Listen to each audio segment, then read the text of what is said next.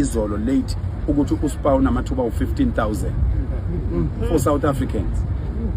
Kade sizwa manje ukuthi lapha eThekwini indawo eziningi almost 1,000 emsebenzi evulekile. Kunendawo eyodwa ekhanda opoloni la eMbilo ekwazi ukuthatha abantu abawu500 replacing 500 foreigners. Now if you are telling me ukuthi we are xenophobic and then ade sibona manje lapha kuna 15,000 wabantu baseMalawi, so are you telling me ukuthi laba abantu baseMalawi bebengasebenzi? Bonke labantu baseMalawi bebengasebenzi. Njengoba ubabona nje ukuthi into yabi namabhadi as much as kubhlungu ukubona amabhasi abo eginqeni. Bathathe mina bangifaka ebhodleleni bethi bayangithakatha. Yes. Bangifaka ebhodleleni bafaka izibi, bafaka umuthi, bafaka amanzi, bafaka isithombe sami. Bathatha leso sithombe bangena nasebhasini bahamba naso bethi baya naseMalawi. Lawo ibhasi endleleni. Uyabona? Ngeshwa elibhlungu, may his soul rest in peace, driver we truck ushonile aba11 balimala. And that is a very sad thing to watch. Ukuthi abantu bakithi now even abantu abayizikhulu esikhundleni sokuthi bekhulume ngokuthi siyabonga bantu base South Africa, siyabonga ngokuthi nisukume nisikhombisa ukuthi lento ingenzeka, lento ebesihlula sonke lesisikhathi ingenzeka. But what abawoli benzani bathi uphakela umthakathi is unskilled, but no, he's an unskilled Zulu man because angikhuluma isingisi esikhulu angithi.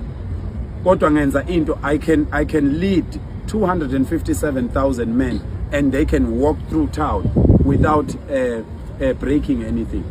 So ufuna ngibe skilled kanjani? Ubona ukuthi lamadoda emiza amadala kangaka. Yesterday they were advocates, they were doctors, they were professionals, they were learned people ebebe lapha emachine ebengibahola izolo. Bekunelunga leParliament ebengilihola izolo lapha. So I'm still unskilled because angikhuluma isilungu esikhulu ema boardroom where you guys measure each other ukuthi omunye ufunde kangakanani omunye ufunde kangakanani. What is the purpose of going to school when you can't do anything?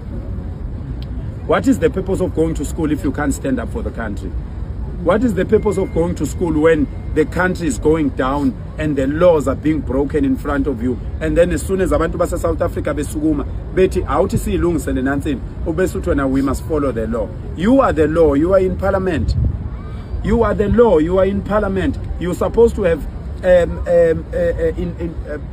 enforced these laws long time ago.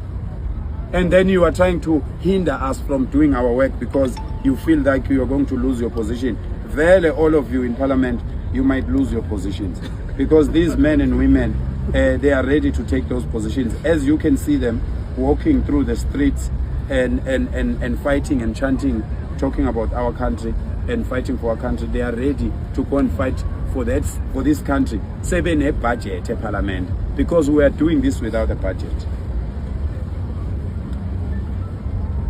No amount of propaganda defile terrorism, patriotism will defile patriotism or erase the sacrifices of our ancestors.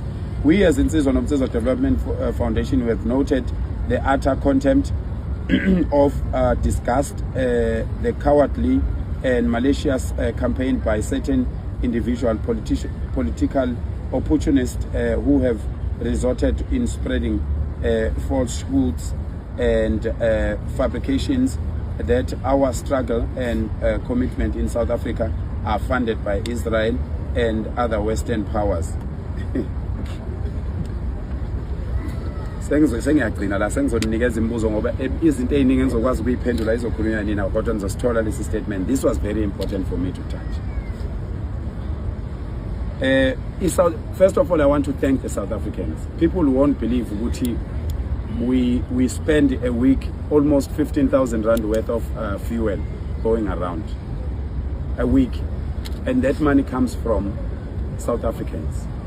I have my Capitec account, it's not hit, and I put it out there to social media, and I've kept asking people. And when I said to people the 30th of June, I announced it here.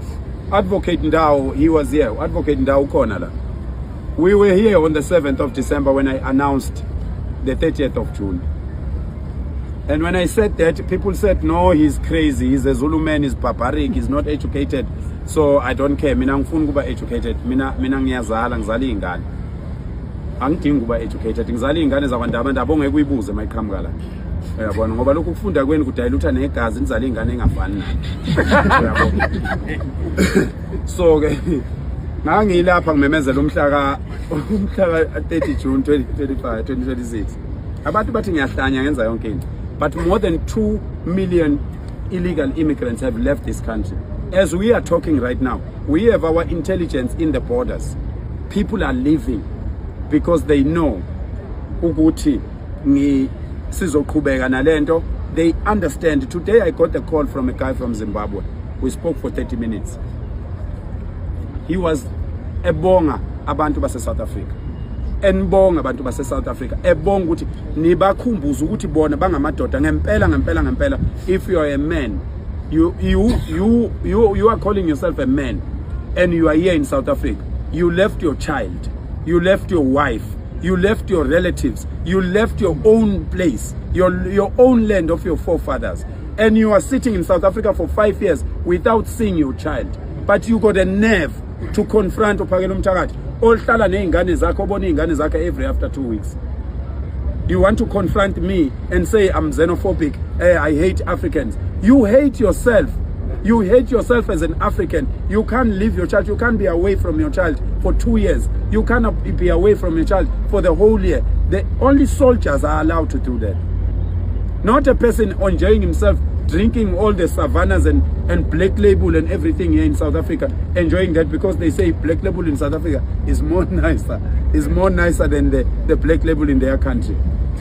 Can you really come to another country just for fun, for food and other things, and leaving your kids alone in your own country? My African brothers, let us bring back the true African spirit. The true African spirit, the first line of defense of any household is a man. Umusu sesa South Africa wena uhleli ubusa ingane zakho ishiye zonke ngokwesintu sethu thina abantu abansundu. Into umsebenzi wokuqala wendoda nje ukubheka umndeni wayo.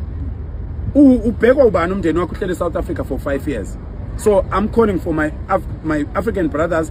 I'm going to facilitate. I'm going to make sure. I'm going to visit these countries. I'm going to visit you, my brothers and sisters, in your countries to revive the spirit of Africa, to revive the spirit of Ubuntu. You must fight for your countries. If they kill you, they must kill all of you. You can't be scared of that, because even me, every day, yesterday I came late in the march because I had an intelligence that some people were waiting somewhere for me. I had to change 2 vehicles so that I can get to the march. Because if I used my car to come to the march, I would have died yesterday. That's why I kept postponing the times, because the intelligence was telling me, Uguchi, there's things that people are trying to do. And thanks to the police, thanks to the intelligence, and all those that are criticizing us, they don't know that we go through such. All those that are criticizing us, they don't know. Good. The last time I saw my younger wife, Umasbia, it was on the 4th of December. I'm only going to go home now. Nami ngiyodlala webakwethu ngoba kade sagcina ukudlala nezingane lapha. Ngidlalise nengane endala engizalele izingane. Uyabo. So ke kubhlungu kabi ukuthi ugxekwa abantu begxekela izinto ezifana nalezo. Indaba ye xenophobia nokuthi siyakhokhelwa into engeke iziyenzeke kuPhakela Mthakathi. No one is going to fund me. No one is going to fund me to divert this. No one is going to fund me to change the tone. Ngicela ukuniqinisekisa kuloko. Angithengeki mina wengane zakwethu. Lokho engikwenza ngobudoda. Lokho engikwenza ngoba ngiyindoda. Ngikwenza ngoba kuyi-responsibility yami njengendoda ukuthi ngisukume, ngikhumbuza abaholi, ngikhumbuza ubaba egcekeni ukuthi baba ngiyakucela, sicela unake thina njengezingane zethu. Hulumeni awukuthi uzame ukusikhuzela laba bantu esibe nomoya omuhle kubo. For more than 25 years ama foreigners ehlele South Africa. We were very nice, and then boom, no December they make a video and say, we are going to take this land. Okay, so we know they can't take their land because they can't take it back to their countries. But the worst thing they said, the worst thing, they said they are going to take our women. Awumthinta umfazi kwaZulu, akathintwa umuntu wesifazane kwaZulu. Yiyo ke into yasisukumisa leyo. Sathi uyabona ke abasho lokho kuphela. Uma bethi bazothatha abafazi bethu ngoba abasho ukuthi bazothatha intombi, bathi bazothatha abafazi bethu. Inhlamba ke leyo uma windoda ukuthi nje wena ungarelaxa uthi ngoba wakho umfazi akabakakhulumi ngaye awunankingi ngoba bazomthatha ngempela. Bazomthatha ngempela. Nizwile nje kwenye province uDeputy Mayor, the whole Deputy Mayor indoda yakhe yase Nigeria. The whole Deputy Mayor ubefihla abantu endlini yakhe uDeputy Mayor. Uthandana neNigerian elingasebenzi. Uthandana uDeputy Mayor, Google the news, they are there. Uthandana neNigeria elingasebenzi. Uthathe abantu bakubo baseNigeria wayobafihla endlini yakhe. Uthatha osibale engabe uyahamba uDeputy Mayor ayodeputize le eNigeria. Usebenzisa ama state resources nendlu kahulumeni nemali kahulumeni nemali yabanye abakhokhi bentela ukuthi afihla abantu bokufika bangekho la abalapha ezweni ngekho emthethweni. Ngane zakwethu owethu umyalezo uqondile. Owethu umyalezo uqondile. Sithi izwe alilungu akubuyisa imithetho akulayinile la sizonifakela khona nizoqhubeka nakho nikufunde kodwa asikwazi ukuchitha isikhathi sikhulume ngezinto esisadinga ukwenziwa sineminyaka ewu32 sisemandleni. iSouth Africa ina 32 into democracy. We can't be still planning. Things needs to be done now. Insizwa noMsizwa Development Foundation nizobona lapho ku statement izoqala manje namhlanje ngomhla ka1 to force izinto eziningi lapha eThekwini. Hayibo. Ngibani lo nonginikeza izinto zengane? Yeah. Kuyabona ngathi ngiyazala. Ngalo kunezinto zezingane emhlweni. Siyabonga. Bengenandaba nokujuluka mina. Indoda mayikhuluma into eserious iyajuluka. So ke sizoqala izinto ezinkulu njengamanje bafowethu ezokuthi sihlale entweni manje njengalapha eThekwini. Into esizoyenza njengala eThekwini njengamanje. Sizoya kumasipala sikhombe ibhilidi sithi umasipala namhlanje khipha laba abantu namhlanje. Sisuke siye kwelibi akukho ukuxoxa okuzokwenzeka. Akukho ukuxoxa okuzokwenzeka. Sizofika sikhombe ibhilidi ngoba amabhilidi abahleli kuwo barenta kumuntu osebenza kwamasipala.